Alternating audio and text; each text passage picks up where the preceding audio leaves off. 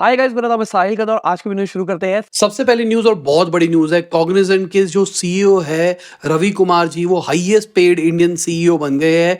186 करोड़ का कॉम्पनसेशन मिला है उनको पिछले साल। बहुत बड़ा नंबर है अगर देखा जाए। अगर हम टीसीएस के सीईओ की बात करके चले तो उनको 29 करोड़ के आसपास मिला है। विप्रो के सीईओ की बात करके चले 83 करोड़ और इन्फोसिस के सीईओ को 56.4 करोड़। तो देखा जाए डिफरेंस बहुत बड़ा है और इसका रीजन ये भी हो सकता है कि जो एआई आया है इसके चक्कर में टेक में ग्रोथ बहुत ज्यादा दिखाई दे रही है, तो शायद ये वन ऑफ द रीजन हो सकता है कि सैलरी इतनी ज्यादा हो। बाकी जो आर्म होल्डिंग के चीफ एग्जीक्यूटिव ऑफिसर है उन्होंने बहुत डराने वाली बात बोली है। उन्होंने बोला है जिस तरीके से एआई कंप्यूटिंग चल रही है ना, 2030 तक डेटा सेंटर्स इतनी इलेक्ट्रिसिटी लेंगे जितना पूरा इंडिया लेता है। ये समझने की कोशिश करो कितनी ज्यादा एनर्जी की रिक्वायरमेंट पड़ेगी। अभी हम सब एक्साइटेड तो हो रहे हैं एआई को लेके, पर कहीं ना कहीं पावर को लेके एक बहुत बड़ा गैप क्रिएट होगा। तो मुझे लगता था एआई, पर मुझे अब लगता है कि पावर सेक्टर बहुत अच्छा डिमांड वाला आने वाला है, क्योंकि अगर एआई बढ़ेगा तो पावर भी बढ़ेगी। अगली खबर टीएसएमसी की है, तो उन्होंने प्रॉफिट रिपोर्ट किया है। ग्रोथ दिखाई दी है एआई बूम के बाद में। पिछले कुछ टाइम से कंपनी का हाल थोड़ा सा बुरा चल रहा था, बट अभी कंपनी सही दिखाई दे रही है और उनका कहना है कि ऐसा ही चलता रहेगा, क्योंकि भाई ये चिप बना रही है सारे बड़े प्लेयर्स की। जैसे एनवीडिया की बात करके चले तो एनवीडिया को अगर ग्रो करना है, उनको चिप बनवानी है तो टीएसएमसी से ही बनवानी पड़ेगी। अब अगर इंडियन स्टार्टअप्स की बात करके चले तो रिंग ने 100 करोड़ रुपीस रेज करे हैं एज डेट फंडिंग। अब रिंग करती क्या है? ये डेट देती है। तो सिंपल सी बात, फंडिंग में डेट लेके आगे लोगों को डेट दिया जाएगा। बाकी देखा जाए इसका रीजन ये भी हो सकता है इस टाइम पे वैल्यूएशन अच्छी नहीं मिल रही होगी, इस चक्कर में डेट रेस किया होगा। अगर मैं क्रेडिट बी की बात करके चलूं तो भाई वो इंडिया में अपने ऑपरेशंस को मूव कर रहे हैं। सिंगापुर से 70% अपनी होल्डिंग को वो इंडियन एंटिटी को दे देंगे। और पिछले कुछ टाइम से हम देख रहे हैं बहुत सारी फिनटेक स्टार्टअप्स घर वापसी मूवमेंट कर रही है, इंडिया के ऊपर अपने ऑपरेशंस को मूव कर रही है, क्योंकि आईपीओ निकालना है ना, सिंपल सी बात। अब अगर मैं हेड्स अप फॉर टेल की बात करके चलूं, जो एक पेट केयर ब्रांड है, उनके लॉसेस 5 गुना बढ़ते हुए दिखाई दिए हैं, बट रेवेन्यू बढ़ता हुआ दिखाई नहीं दिया है। And this is not right. आप देख सकते हैं चार्ट के अंदर सब कुछ किस तरीके से रह रहा था।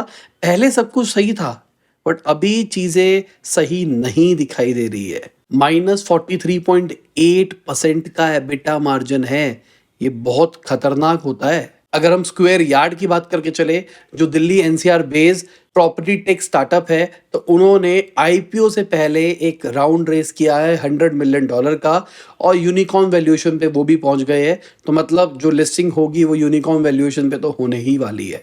बाकी अगर हम स्क्वायर यार्ड की बात करके चले तो फाइनेंशियल ईयर 24 की बात करके चले, 1000 करोड़ का इन्होंने रेवेन्यू रिपोर्ट किया है और एबिटा लेवल पे अभी ब्रेक इवन होते हुए दिखाई दे रहे हैं। अगली खबर बाइनेंस की है, तो बाइनेंस इंडिया के अंदर अपने ऑपरेशंस को रिज्यूम करने वाला है। $2 मिलियन की वो पेनल्टी देंगे। उन्होंने कहा कि हमने बहुत कोशिश करी कि भाई इंडिया में आ सके, पर नहीं आ पा रहे थे, पर फाइनली अब हमको लगता है कि आना पड़ेगा।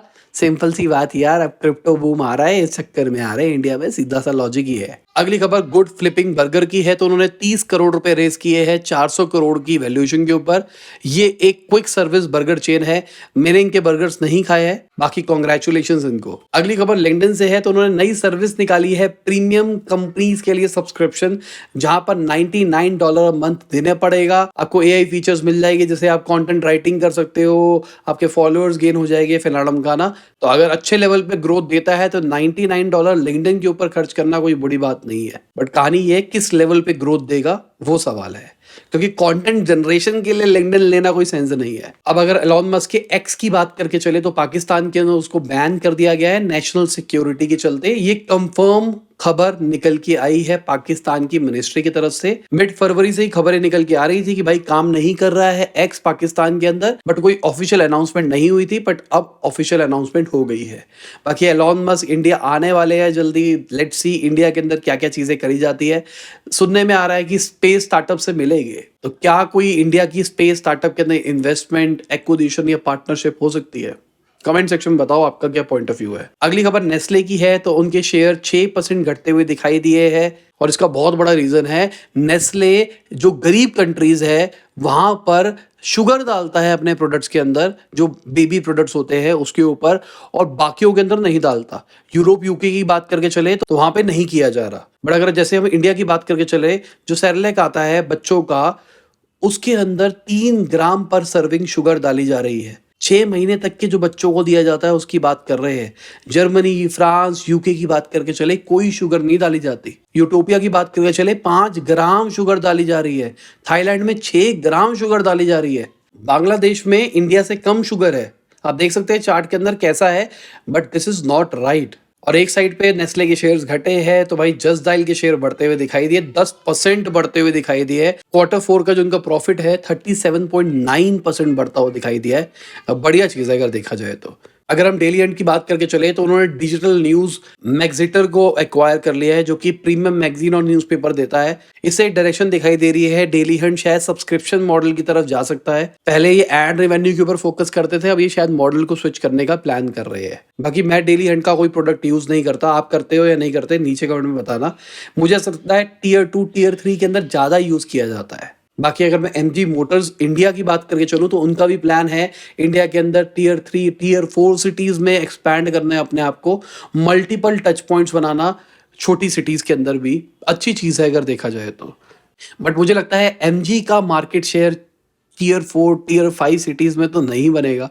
वहां पर हुंडई और सुजुकी ज्यादा प्रेवलेंट है, और जिनके पास पैसा है वो फॉर्च्यूनर लेते हैं। अगली खबर अडानी ग्रुप की है, तो खबरें निकल के आ रही है कि उन्होंने 8339 करोड़ रुपए इन्फ्यूज किया है अंबुजा सीमेंट के अंदर।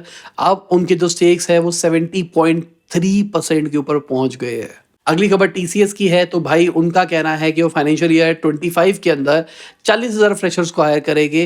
पिछले साल भी उन्होंने इतना ही किया था, अब भी इतना ही करेंगे। बट यहाँ पर सवाल निकल के आता है, हायरिंग होती है पर कितने लोगों को बेंच पे बिठाया जाता है, कितने लोगों को एक्चुअल काम मिलता है, वो थोड़ा सा डिस्क्लोज किया जाए तो मजा आएगा। अगली खबर जापान से है, जो तोशिबा है उन्होंने 10% अपने एम्प्लॉयज को निकाला है, मतलब 5,000 एम्प्लॉयज को निकाला गया है। कल भी हमने न्यूज में बात करी थी, बहुत सारी कंपनीज ने निकाला है लोगों को, आज भी वही ट्रेंड दिखाई दे रहा है। बाकी अगर हम मार्केट की बात करके चले तो मार्केट आप देख सकते हैं कैसी रही, कौन रहा ऊपर कौन रहा नीचे। Thank you for supporting us. और इसी के साथ आज की वीडियो खत्म होती है। उम्मीद करता हूं आपको मजा होगा। लाइक कर देना, शेयर कर देना, कमेंट बताना वीडियो कैसी लगी। Bye, good night, Shaba, good हाफिज, गुड मॉर्निंग। और जब भी वीडियो देख रहे हैं, जय हिंद, वंदे मातरम।